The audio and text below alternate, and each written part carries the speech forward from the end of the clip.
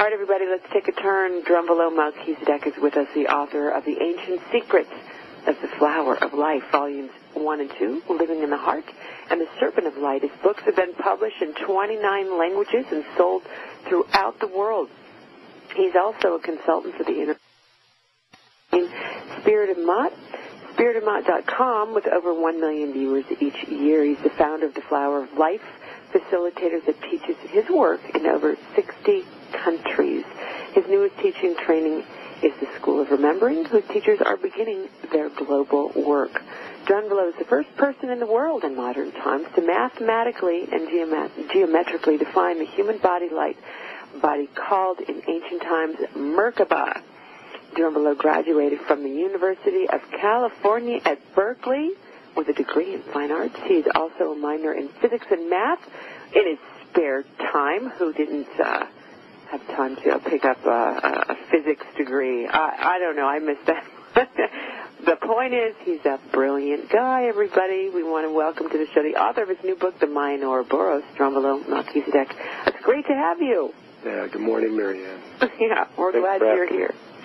Yeah, it's good to be with you. A lot to cover today. Your new book is pretty meaty.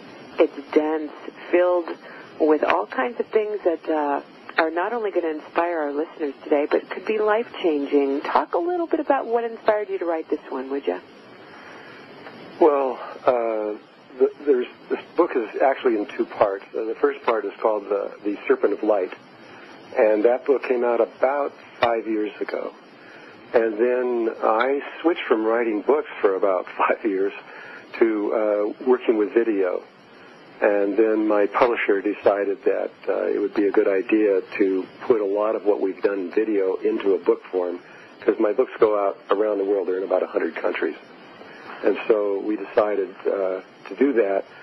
And at the same time, it brings up another aspect of all of this that was not talked about in the first book at all, and it's kind of important. It has to do with consciousness changes and how they develop on Earth, and the grids that are around the Earth that hardly anyone knows about, that have to be there in order for consciousness to rise in consciousness.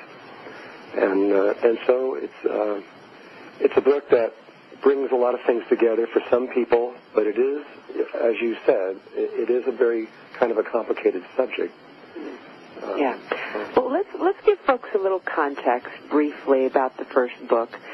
You've got so many fans, so there's a lot of folks that are going to follow this, and they're eager to get into the meat of the new book. But let's just do a teeny bit of a background of the first book, just to in a nutshell, so we can let folks know the context about what we're talking about here. Well, I work with indigenous tribes all around the world, lots of them. And years ago, there was something that was going on globally by almost all the tribes of the world. And, of course, the industrial world had no idea it was going on.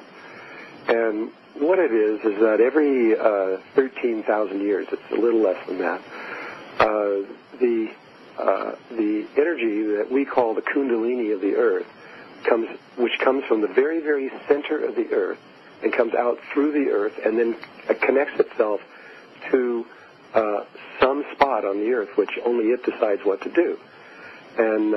So it's linking the inner world with the outer world, and it moves it moves in a sine wave signature, and so to the indigenous world it looks like a snake when it comes out.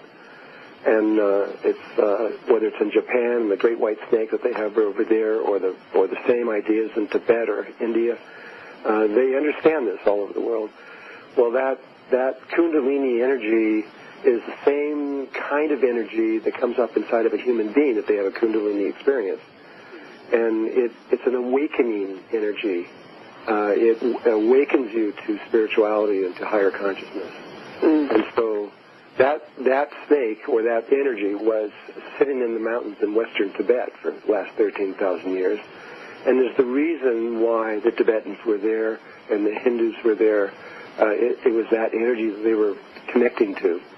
That energy has now moved to Chile, in the mountains high up in the Andes Mountains, and will begin to. It's now doing its thing. It's beginning to put out this energy to awaken the world to another time great awakening that's about to happen.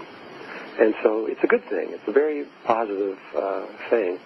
But this next book, the Mind Ouroboros, is going deeper into what the next stages are beyond the awakening of the planet. Yeah, because, boy, it takes a whole lot of force to push through a lot of that unconsciousness. It does. To push through reality TV all by itself. I know. It's always funny to me because I look out and I see the world, and we think that we are the greatest thing that's ever lived on this planet, that we are the most advanced thing ever. Wow. And from the indigenous point of view, they know that isn't true. And they kind of laugh about it because we're really at the very low levels of consciousness, what's out there in the universe. We're a baby. We're just beginning. Yeah. So we'll be gentle with ourselves. If we're a baby, we're going to have this conversation. It's going to be straight up and plain. Direct. For everybody, this is your PG-13 version. Yeah. We want to be gentle, but at the same time, we're at a critical point on the planet. Most of us, many of us would agree that that's true. And you're going to discuss some of the points that are relevant to this a growing concern about what's happening with global warming and the economy. We can see signs of our needing, that we are evolving. You talk about that in the book. But before we get to those specifics, let's also address the date that keeps coming up for everybody. I'm looking at a bunch of numbers in front of me, 12/22, 2012, 2222. You know, what's up with all the numbers and everybody running around like banshees, right, freaking out about it? Well, in a real simple way of saying it, what happens is there's an alignment that takes place once every 25,625 years, and it doesn't happen very often. And that alignment is the alignment of the center of the Earth, the center of our sun, and the center of our galaxy, and it goes into a straight line. And when that happens, all new cycles are generated that are generated from the Earth. Brand new. It's like resetting a clock or something. It starts all over again. It's not the end of the world like a lot of people think, but it is the beginning of a brand new world. Mm-hmm. And this is a good thing. I mean, the Mayan long count is, many people say it's 5,200 years, but it's not. It's 5,125 point something years. Mm-hmm. And if you multiply that times 5, you come up with the 25,625 years of the precession of the equinox. So there's a wheel within a wheel. There's 5 of these Mayan long counts coming together, and then exactly at the same moment comes this other one, which has to do with the tilt of the Earth's axis. And so when these things happen, even in Tibetan and in the Hindu understandings of all of this, what this is called is the precession of the equinox, and it's divided into half. Half of it is dark and half of it is light, and it's just an image of the Earth is what it is. And so we have just been coming down the dark side of this for the last little less than 13,000 years. And the males are the ones that control that part of the cycle. They basically control it all the way through, and the females become passive. But on the day after December 21st, on December 22nd, the new cycle begins, and it's the moment when the female energy begins to take control again for another 13,000 years. That's right. That's why. Hey, look at where is Hillary Clinton right now? Well, right? Oh yeah, it starts. It isn't just exactly in that moment. It began years ago, and so if you look into Argentina, you have a female president, and in Germany, and in Chile now, and Hillary Clinton almost made it, and probably will. No, but I'm saying, where is she today? I think she's out in the Middle East right now, trying to work out, trying to create some peace with, what's happening over there. Without getting too specific, this is Positive Talk Radio, but I'm just saying, Yeah, well, it is. We're sending the women over. It is really time for the female to begin to remember who they are, and to begin to take charge in terms of no more war, no more of this stuff. In all of us, right? The female, Drunvalo, in all of us. gender so much. Everybody sit tight. We're not in a gender.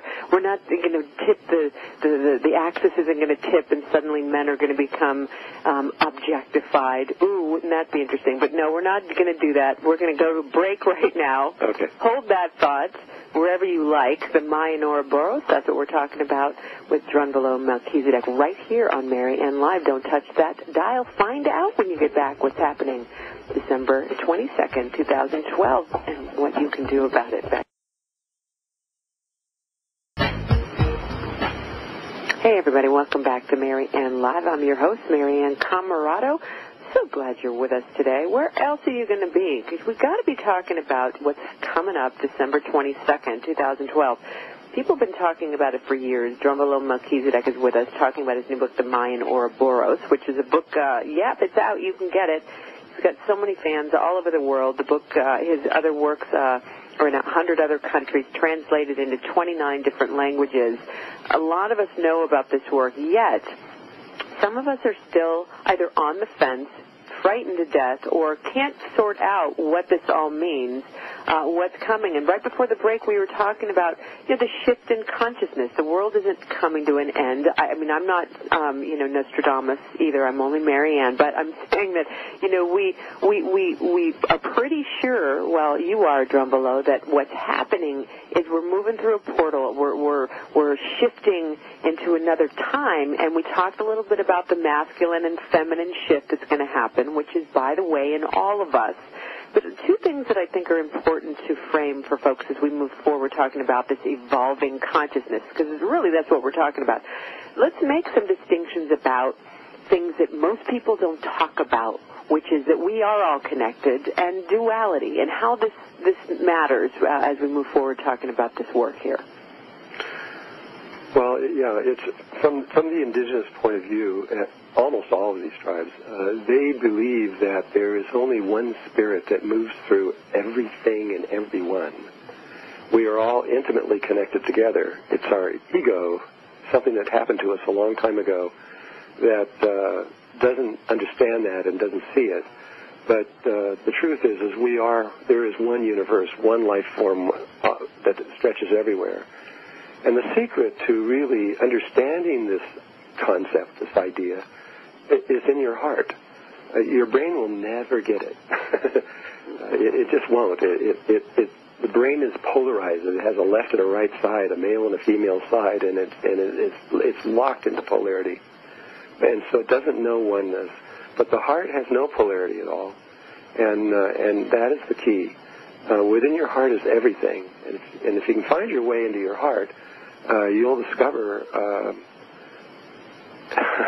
everything there. I'm going to do something crazy here. I'm going to ask you to get a little more technical about